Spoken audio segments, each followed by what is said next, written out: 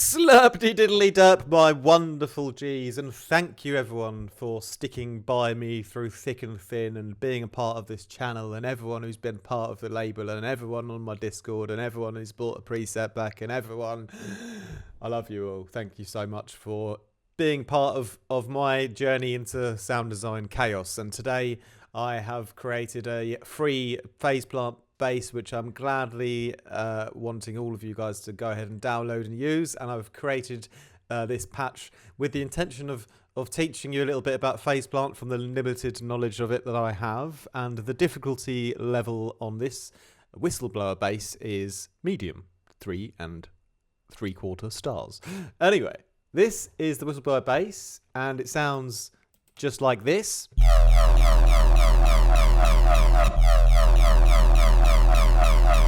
If you'd like to slow things down, we can do that.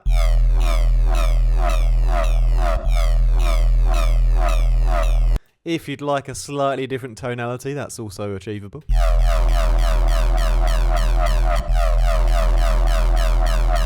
So, the medium difficulty bass is on a difficulty level which is medium. So, anyway, here is how I made it, essentially.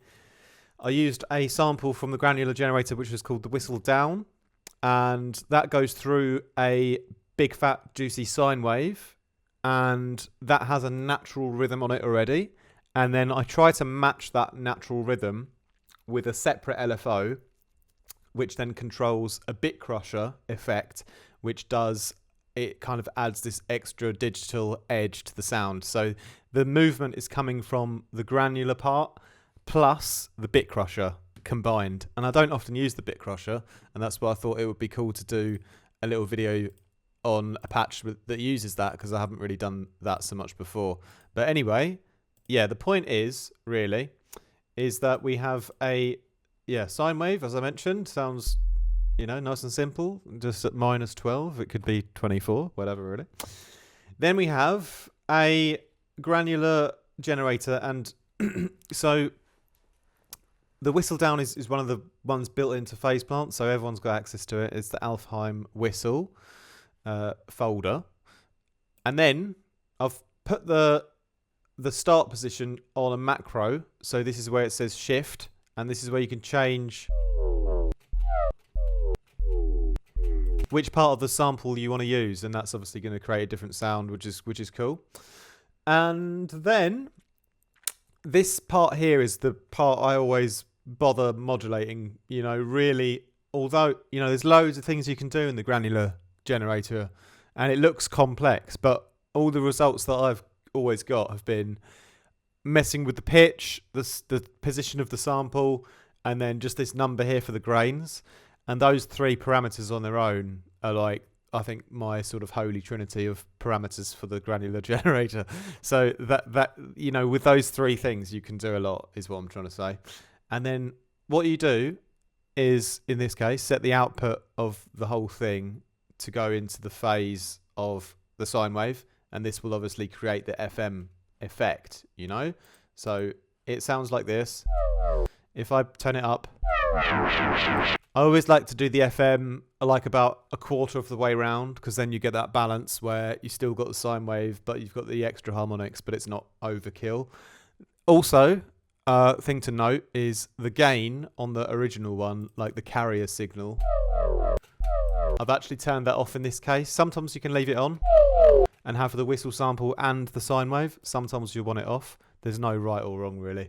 But this case, I thought it sounded better off, especially once it's run through all the bit crush and distortion. It got a bit messy leaving it on. And the other thing to note is that, when you're FMing it, you're FMing it from here out into the sine wave at this point, So the level here, although the level is on, that's important that it's on, because otherwise it would be doing nothing, So you've got to leave the level up here. But if you turn the level down at the end on the final output part, that's where you're going to stop the signal coming through directly from the granular generator, but you're still going to get the FM to go in, just in case you didn't realize, because sometimes that can be a bit confusing. Anyway, so that's the main part of the sound, and it already sounded great, you know, and I thought at that point, it sounds sick. Like I just want to enhance it now, really. And so obviously this part here is where you're dealing with the speed. And so obviously you can change that if you want, and I put that on my macro to have like a slower version. But as I mentioned, I'm trying to match that speed with an LFO to modulate something else. So that was the next difficulty. So this is why it's medium difficulty, because you have to match the LFO to the speed of what the granular generator is doing. So we're going to do that now on the bit crusher. Okay, so here is the bit crusher as it is, just sort of on like that. You know, that's cool, but I wanted to follow the rhythm.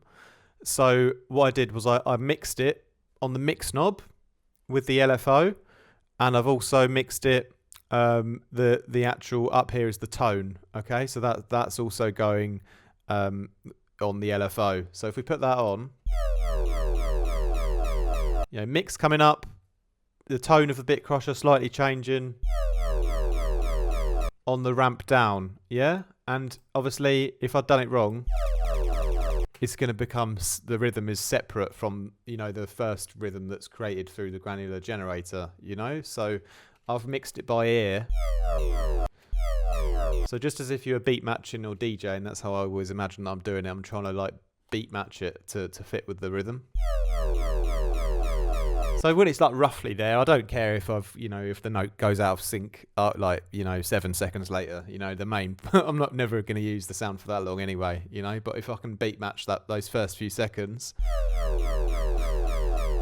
then I've got this wonderful granular rhythmical part to the sound, and I've got this wonderful bit crusher tonality combining their forces together and working for the greater good. So the convolver is what I've used next to just add a massive space to the sound, and it's the first setting I came across, the Baptist one, and it sounded great.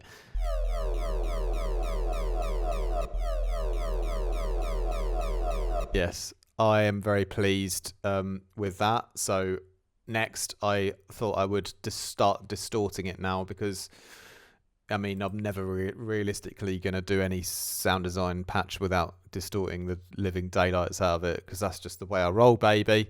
And the snus mode is the one I've gone for here, which sounds sick on this bass. And it does get a bit excessive. I've kind of slammed the low end quite hard by putting that on. So you got this sort of almost a bit of a frequency blur happening that's like not super nice. It gets a bit static. Some parts in the sort of frequency spectrum, it feels like it's not quite super professional yet, you know. But overall, the effect is wonderful. So yeah, to sort of clean things up a bit after that, the ensemble adds a bit of extra movement to those sort of frequencies that have been created via the shaper and spreads them apart a bit, so it is just becomes slightly more natural and a little bit wider.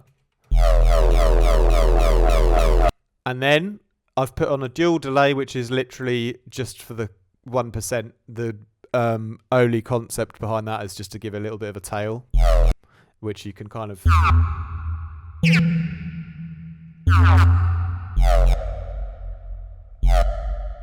You kind of heard there how when you play the note higher up, it doesn't really sound so nice. So it's one to play at the right octave for sure. The non-linear filter was the last little thing I thought, you know, what's going to happen if I put this on? And it was quite nice. So the sort of slightly muddiness that was created by this, you know, over-the-top shaper distortion was kind of cleaned up a bit, in my opinion, from the non-linear filter in this effect. And I basically just threw on the filter and left it at the frequency where it was, because it already sounded good. Sometimes if it ain't broke, then don't try and fix it. And I've just driven it up a small amount, and there's no modulation on that one. It's just kind of how it is, you know. So anyway, back to our extra parameters. You know, the tone of the bit crusher kind of changes things a lot. So I just found a little sweet spot sort of between 2K and a bit lower where the tone had a nice sort of range that it kind of sounded good in that range, you know? So you can mess with that a little bit. And again, like you said, you can slow it down, whatever. Change the start position for some different results as well.